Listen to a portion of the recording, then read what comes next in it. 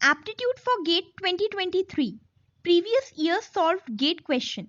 Topic Reading and Comprehension from Verbal Aptitude. Hello students, GATE 2022 का question है. Rice, a versatile and inexpensive source of carbohydrate, is a critical component of diet worldwide. Climate change causing extreme weather poses a threat to sustained availability of rice. Scientists are working on developing green super rice, GSR, which is resilient under extreme weather conditions, yet gives higher yields sustainably. Which one of the following is the correct logical inference based on the information given in the above passage? And then 4 options दिए गए हैं. तो आप answer discuss कर लेते हैं. Reading and comprehension का question है.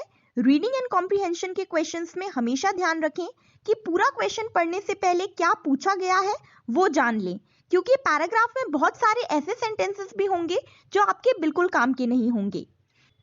तो क्वेश्चन में करेक्ट लॉजिकल इन्फरेंस पूछी गई है. ऑप्शंस देख लेते हैं. Option A, GSR is an alternative to regular rice but it grows only in an extreme weather. Option B, GSR may be used in future in response to adverse effects of climate change. Option C, GSR grows in an extreme weather but the quantity of produce is lesser than regular rice. And last option D, regular rice will continue to provide good yields even in extreme weather. तो options पढ़कर ये पता चल गया है कि question में mainly GSR and regular rice के बारे में कौन सा फैक्ट ट्रू है ये पता करना है. तो मेनली हमें GSR एंड रेगुलर राइस के बारे में फैक्ट्स जानना है. अब वापस क्वेश्चन पर चलते हैं. Sentence 1, rice, a versatile and inexpensive source of carbohydrate, is a critical component of diet world wide. इस सेंटेंस में ना तो GSR के बारे में कुछ दिया है ना ही रेगुलर राइस के बारे में, सो ये सेंटेंस अभी हमारे काम का नहीं है. Next sentence, sentence number 2, climate change causing extreme weather poses a threat to sustained availability of rice. Again इस सेंटेंस में भी ना तो GSR के बारे में कुछ दिया है ना ही रेगुलर राइस के बारे में, सो ये सेंटेंस भी अभी हमारे काम का नहीं है.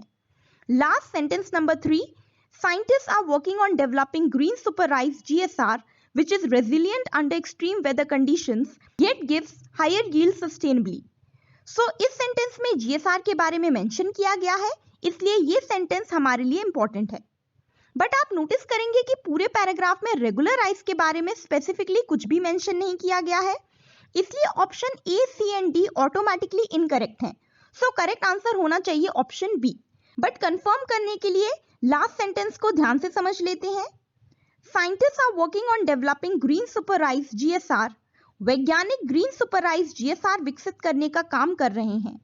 मतलब अभी ये वैरायटी लॉन्च नहीं हुई है पर आगे चलकर मार्केट में आ सकती है. So GSR is future product. Scientists are working on developing green super rice GSR which is resilient under extreme weather conditions. तो word आया है resilient. Resilient मतलब होता है able to withstand or recover quickly from difficult conditions. प्रतिरोध क्षमता पूर्ण मतलब वो चीज जो कठिन परिस्थितियों का सामना करने या जल्दी से ठीक होने में सक्षम हो. तो एक तरह से हम इसे स्ट्रॉन्ग कह सकते हैं क्योंकि जो स्ट्रॉन्ग या मजबूत होगा वो ही डिफिकल्ट कंडीशंस को विथस्टैंड कर पाएगा.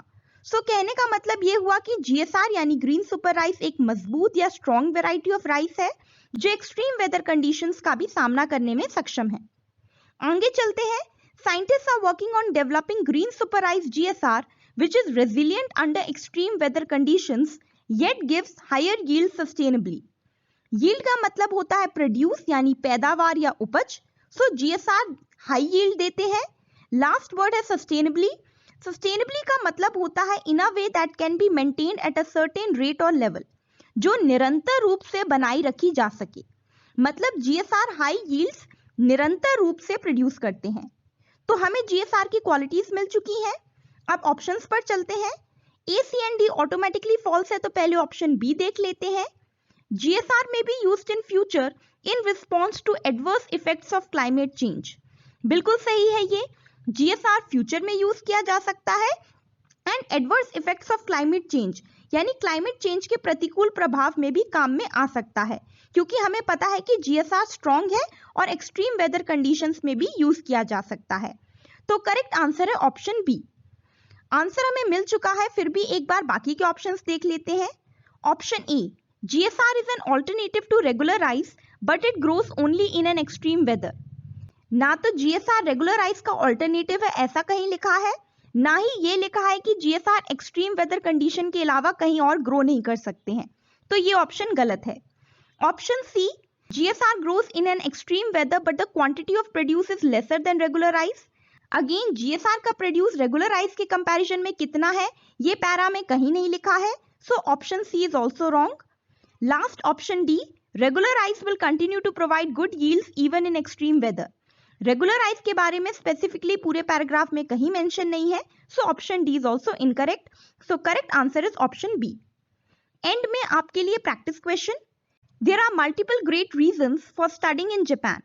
Some students are attracted by Japan's high educational standards, while for others, the fascination is Japan's rich cultural heritage.